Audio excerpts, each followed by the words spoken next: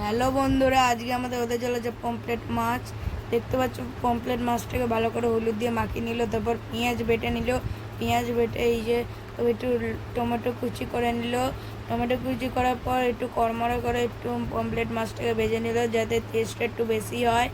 তারপর সর্ষে বেটে নিল। সর্ষে বাটার পর মা গরম তেলে কালো জিরে দিয়ে দিল। কালো জিরে ওর মধ্যে আছে হলুদ গুঁড়ো, জিরে গুঁড়ো, লঙ্কা গুঁড়ো, পেঁয়াজ বাটা, টমেটো আর লঙ্কা চিড়ে দিয়ে দিল। তবে একটু গ্রেভি মতো বানিয়ে নিল।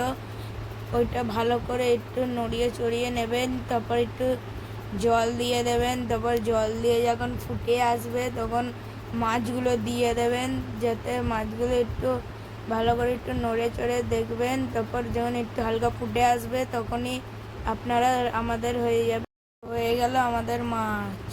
টাটা।